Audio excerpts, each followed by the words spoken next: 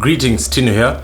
So, the 18-week-long month of January has finally come to an end, and if you're like me, your budget is probably in life support and you've been Googling how to become a millionaire.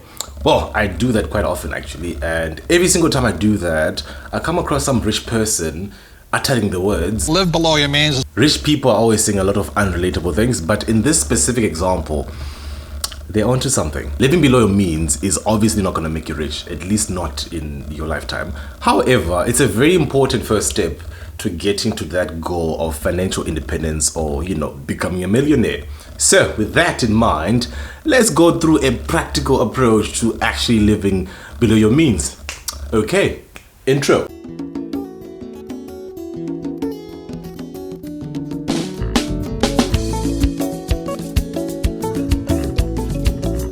Identify your lane. You know the lanes I'm talking about. We usually end up living above our means because we stray out of our financial lanes. Do you know what happens to athletes when they use the wrong lane during a race? They get penalized. In fact, in some cases, they get disqualified from the entire race. Or something similar can happen to you if you stray out of your financial lane. You need to understand how much money you're making after deductions and taxes.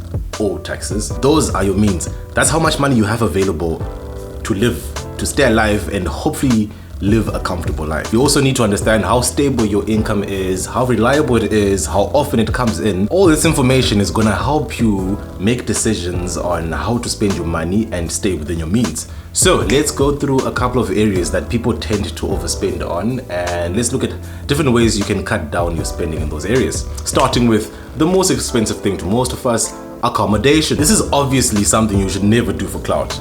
Well, unless of course you can afford to play those pocket games. But no one cares about where you live. If you have friends that make you uncomfortable when you speak about your living situation, you should probably delete those people. You do not need that sort of toxicity in your life. If you have a thin budget and you are lucky enough to find a job in the same city where your parents are living, well, you should consider moving in with their parents, eh? I mean, if you think about it, parents can make very good landlords. If you're lucky, they might even let you stay there for free and you just pay like for internet, water, electricity, just act like you're contributing. But you can save so much money by just staying with your parents. The next cheap option after living with your parents is to just get a couple of friends and rent out an entire apartment. If you don't have friends like most of us out here, just search Gumtree and all these rental places for people who've already paid a lease for like a 2 or 3 bedroom apartment and they're looking for an extra person.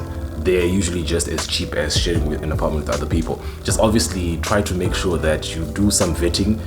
You don't want to end up with somebody who's like a party freak and you're not a party freak. Remember, no one cares at all, and if they do, you should delete them from your life. Transport. This is another area that a lot of us suffer because of clout. When you're deciding on where to live, try to live as close as possible to where you're going to be working so that you can cut down on the travel time and the amount of money you spend on going to work. If you can't get a place close to work, try to get a place close to public transport so that at least you have easy access to public transport.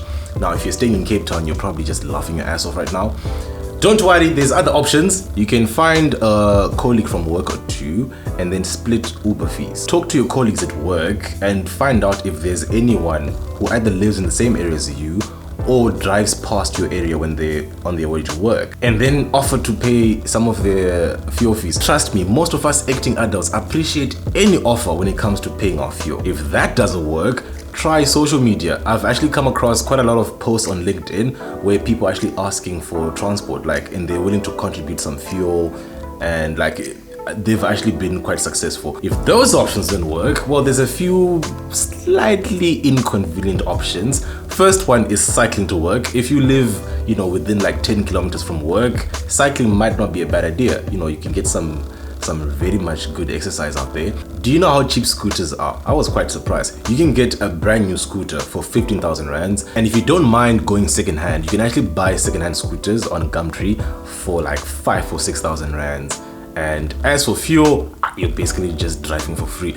You can do 30 kilometers on 1 liter of fuel. And on some brands, you can do a lot more than 30 kilometers, like 40 or 50 kilometers. So if these options don't work for you that I just mentioned, then you might be considering buying a car. Buying a car can be a very horrible financial decision, but it doesn't have to be. A lot of people don't realize that modern cars are very reliable. If you buy a car from like Toyota, Mazda, Ford, those big companies, and it was made anytime after the year 2000, and whoever you're buying it from took very good care of it, you probably never have issues with that car. In fact, my car is a 2004 Toyota, very small, tiny car. It has traveled like 150,000 kilometers.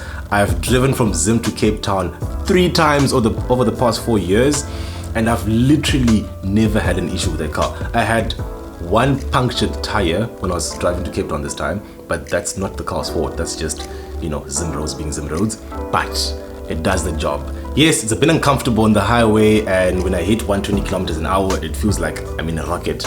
However, I would take that any day over a loan for something that will never appreciate in value. Food. I mean, you obviously wouldn't eat for clout, right? That's nonsensical. I mean, you wouldn't go to an expensive restaurant that you know you can't afford for clout, right? I mean, why would you do that? Imagine going grocery shopping for clout. Like, you know for a fact that sodium chloride in ShopRite is exactly the same as sodium chloride in Woolies. Cooking will always be cheaper. Trust me, I have tried so hard to manipulate the numbers between cooking and buying food. If you don't enjoy your cooking, it's okay, that's normal. It turns out cooking lessons are actually quite affordable. So go ahead and ask your local Google Assistant. You'll be surprised to find something very cheap. Breakfast, I have cereal. It's a very cheap and nutritious option. I mean, you can get a packet of cereal for like 50 to 100 rands, and that can last you an entire week. Sandwiches are so cheap, fast and easy to make. You can make a sandwich out of anything. You can be super basic like me, just make a jam and peanut butter sandwich. If you want to be a little bit fancier, you can add an egg to your sandwich, maybe some ham and cheese. In fact, if you cook your supper, you can actually cook a little bit extra and then use that little bit extra to make your sandwiches the next day. Meat is expensive. When I was doing my numbers between cooking and buying out, I actually realized that the reason why cooking seemed to be expensive for me was because I was eating meat every day, and that's not very good. I've actually stopped eating red meat so much. I think I have it like once a week these days because it's generally just not healthy, both on the body and the pocket. So these days, when I have meat, I just have chicken or pork. Those are usually cheaper. Lastly, you've got entertainment and social life. Your circle of friends has a massive impact on the health of your body and your pocket. If you can't afford something, telling that to your friends should never be an awkward conversation, okay? If your friends have expensive habits, you know, try to introduce more economic and pocket-friendly habits and activities. You don't always need money to have fun, and if you do have activities that require money, make sure you plan them well in advance and give yourself a chance to save up enough money without going into debt. Make a list of the things you want and the things you need. You might need a TV, but do you really need a 60-inch Samsung TV? No, you don't. You might need a cell phone, but do you really need that iPhone 11 that came out last year? No, you don't. An iPhone 7 can do the same job. You might feel like you have to take out your significant other once or twice a week, but does it have to be an expensive restaurant though, you know? Maybe KFC can do the same job. A lot of overspending can be avoided if you just stop and think. Ask yourself, am I making this decision for clout, or are there cheaper alternatives that can achieve the same purpose? Okay, fellow adults, mature adults, acting adults, hope you enjoyed the video. If you did, make sure to like the video, you know, leave a comment. YouTube really likes those, you know, for the algorithm. Before you leave, make sure to check out this video here. YouTube thinks you're gonna like that one. If you've already watched that one, maybe check out this one here. Yeah, you might like that one too. And if you've watched both those videos, subscribe to the channel by clicking on this button here, and I'll see you next week. Okay, you have a good day.